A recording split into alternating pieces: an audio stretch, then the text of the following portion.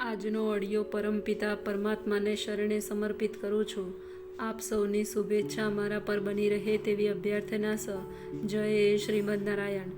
શ્રીમદ ભગવદ્ ગીતા અધ્યાય 16 દૈવી તથા આસુરી પ્રકૃતિ, શ્લોક 9-12. આવા નિષ્કર્ષોને અનુસરનારા આત્મજ્ઞાની ગુમાવી દીધેલા બુદ્ધિહીન આસુરી લોકો એવા અહિતકર તથા ભયાવહ કાર્યોમાં પરોવાયેલા રહે છે કે જે જગતના વિનાશ માટે હોય છે.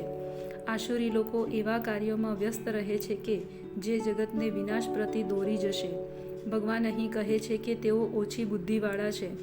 ભૌતિકતાવાદી કે જેમને ઈશ્વર વિશે કોઈ કલ્પના હોતી નથી, તેઓ એમ માની લે છે કે પોતે પ્રગતિ કરી રહ્યા છે, પરંતુ ભગવદ્ ગીતા પ્રમાણે તેઓ બુદ્ધિહીન તથા સમજણ વિનાના હોય છે. તેઓ આ જગતને વધારે ને વધારે ભોગવવાનો પ્રયત્ન કરતા હોય છે. તેથી ઇન્દ્રિય તૃપ્તિ અર્થે કોઈ નવું સંશોધન કરવામાં વ્યસ્ત રહે છે. આવી ભૌતિક શોધોને માનવ સભ્યતાનો વિકાસ ગણવામાં આવે છે, પરંતુ આનું પરિણામ એવું હોય છે કે લોકો વધુને વધુ હિંસક તથા ક્રૂર બને છે અને તેઓ પ્રાણીઓ પ્રત્યે તેમજ અન્ય મનુષ્યો પ્રત્યે પણ નિર્દય બને છે. એકબીજા પ્રત્યે કેવું આચરણ રાખવું તેનો તેમને કશો ખ્યાલ રહેતો નથી. આસુરી લોકોમાં પશુવધ બહુ પ્રાધાન્ય ધરાવે છે.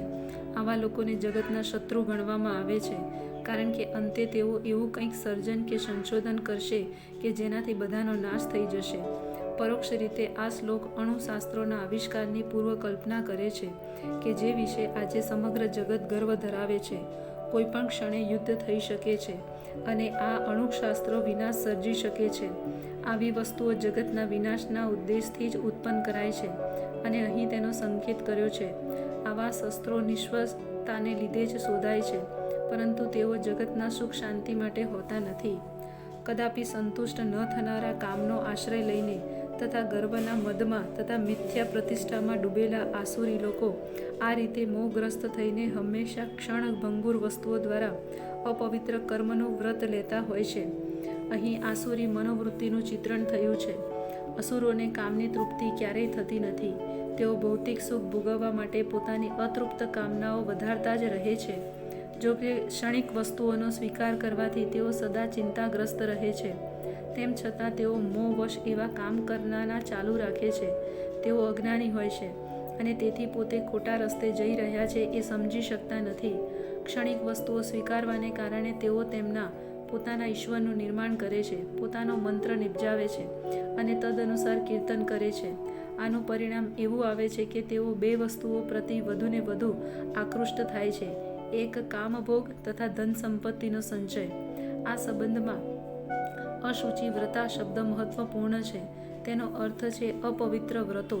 આવા આસુરી લોકો દારૂ, સ્ત્રીઓ, જુગાર તથા માંસાહાર પ્રતિ આસક્ત થાય છે. આ તેમની અશુચિ એટલે કે અપવિત્ર ટેવો હોય છે.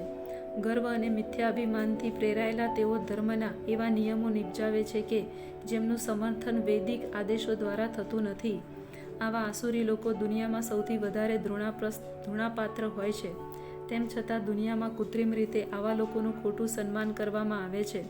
જોકે તેઓ નરકના માર્ગે આગળ વધતા હોય છે, છતાં તેઓ પોતાને ઘણા પ્રગતિશીલ માને છે.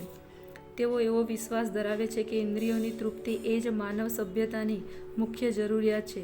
એ રીતે અંતકાળ સુધી તેમને અપાર ચિંતા રહે છે. તેઓ લક્ષાધી ચિંતાઓની જાળમાં બંધાયેલા રહીને અને કામ તથા ક્રોધમાં ડૂબેલા રહીને ઇન્દ્રિય તૃપ્તિ માટે અનૈતિક સાધનો દ્વારા ધન સંગ્રહ કરે છે.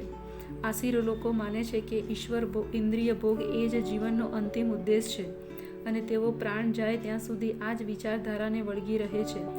તેઓ મૃત્યુ પછીના જીવનમાં માનતા નથી. તેઓ એ પણ માનતા નથી કે મૃત્યુ પછી મનુષ્યને આ જગતમાં પોતાના કર્મ અનુસાર વિવિધ પ્રકારના શરીર ધારણ કરવા પડે છે. જીવન માટેની તેમની યોજનાઓનો ક્યારેય અંત આવતો નથી અને તેઓ એક પછી બીજી યોજના બનાવતા રહે છે કે જે કદાપી સમાપ્ત થતી નથી. અમને આવી આસુરી મનોવૃત્તિવાળા એક માણસનો અંગત અનુભવ છે કે જે અંતકાળ વખતે પણ વૈદને પોતાનું જીવન વધુ 4 વર્ષ લંબાવવા આજીજી કરતો હતો, કારણ કે તેની યોજનાઓ ત્યારે પણ અધૂરી હતી. આવા મૂર્ખ લોકો જાણતા નથી કે વૈદ એક ક્ષણ માટે પણ જીવનને લંબાવી શકતો નથી. જ્યારે મૃત્યુનું તેડું આવે છે ત્યારે મનુષ્યની ઈચ્છાનો વિચાર કરવામાં આવતો નથી. કુદરતના કાયદા કોઈ પણ મનુષ્યને નિશ્ચિત અવધિથી વધુ એક ક્ષણનો પણ ભોગ કરવાની રજા આપતા નથી.